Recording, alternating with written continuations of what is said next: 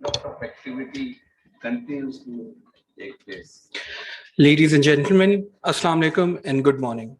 On behalf of Islamabad Policy Research Institute, I welcome you all to today's distinguished lecture titled Afghan Peace Process, the Contours, Implementation and Contemporary Status. We'll start today's event with recitation of verses from the Holy Quran.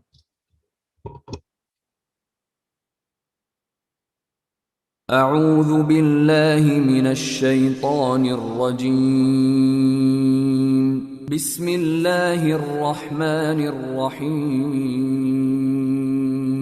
هو الذي جعل الشمس ضياء والقمر نورا وقدره منازل لتعلموا عدد السنين والحساب ما خلق الله ذلك إلا بالحق يفصل الآيات لقوم يعلمون إن في اختلاف الليل والنهار وما خلق الله في السماوات والأرض لآيات لقوم يتقون صدق الله العظيم. Today's distinguished lecture will be delivered by Ambassador Mansoor Ahmed Khan, Ambassador of Pakistan to Afghanistan. Ambassador Mansoor has held various diplomatic assignments, including Ambassador of Pakistan to Austria and Permanent Representative of Pakistan to the United Nations in Vienna. Lieutenant General Naeem Khalid Lodi, former Defense Minister of Pakistan, is also expected to join us on Zoom. We are also joined by Ambassador Inam ul Haq. Ambassador Inam ul Haq is a former Foreign Minister of Pakistan. He is Pakistan's Foreign Secretary from February 2000 to June 2002. He was Pakistan's ambassador to Turkey, China, and United Nations before being appointed as Foreign Secretary. Currently, he is Chairman, Board of Governors, IPRI. I will now request Brigadier Rashid Wali Janjua, Acting President IPRI, for his introductory remarks.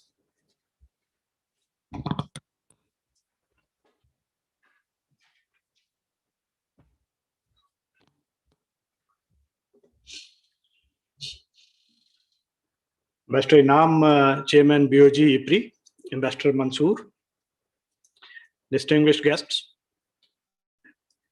We have gathered today to listen to Ambassador Mansoor, the present Pakistani ambassador to Afghanistan, on Afghan peace process and its various dimensions.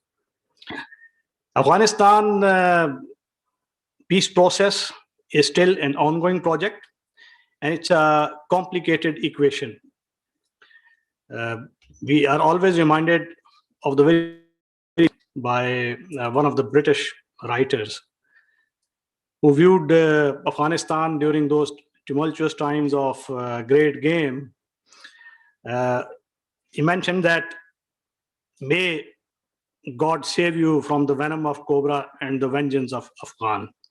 So this was a kind of folklore that was embedded in the collective psyche of British, who dealt on the frontiers with those truculent and refractory Afghan tribes.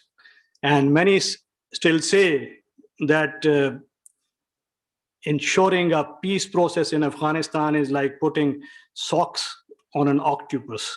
It is very difficult. Now, as we see the Afghan peace process, there are two dimensions. One is internal and one is external. Internally, we know that Afghans have been fighting for peace for better over 2 decades now. And this conflict has now entered a stage where there is a war fatigue. It's a palpable war fatigue, but at the same time, there is a conflict economy, or what we call the war economy for a better term. There are lots of stakeholders who have developed stakes into this war economy, and to wean them away in the interest of a lasting peace would require a very strong will on the part of all stakeholders. And when we say all stakeholders, that means those who are part of this conflict equation. Internally, the conflict between the non-Pashtun and the Pashtun ethnicity, that has always, raised the issue of ethno-particularism, which is peculiar to Afghanistan, which is still on, and a solution has to be found if all the stakeholders, in keeping with the Afghan traditions, some call it Loya Jirga, some call it the Grand Jirga, some call it the mutual consultative process, which has been forged in the smithy of centuries of Afghan tradition. So it has to be an indigenous, homespun, and nationalist solution from Afghanistan. Nobody can compel Afghanistan's, and that's what we keep telling our American friends also. Now, external dimension. Externally, we know that there's a regional dimension and there's a global dimension. The global dimension, we know there's a global superpower, United States, which is there in the United States. NATO is there. And the Afghan scene now is dependent upon the will and the interests of Americans.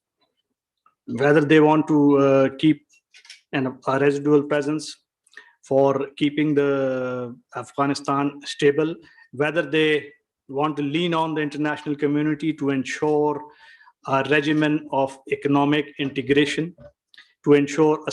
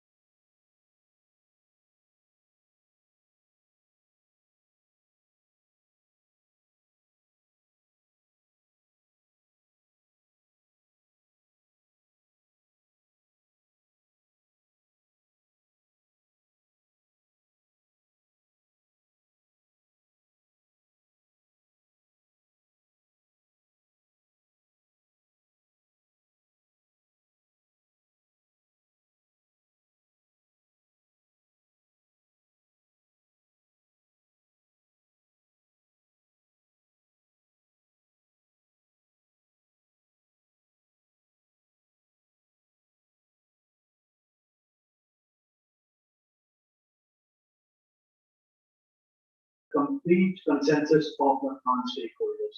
If this thing is not done, then the conflict will keep simmering out, and it would have its fallout on Pakistan. And there is no country more affected than Pakistan, because we need stability in our now merged tribal areas, which have always been, affected by insurgency and instability. We are very fortunate today to have someone who is having, not the ringside view, but the inside view of the Afghan peace process. And I'm sure during the question and answer sessions after this course, there are very interesting questions covering the entire dimension of the conflict, and they'll be much wiser after the question and answer session. So with these few words, I invite the Dr. Mansoor to come and deliver his talk.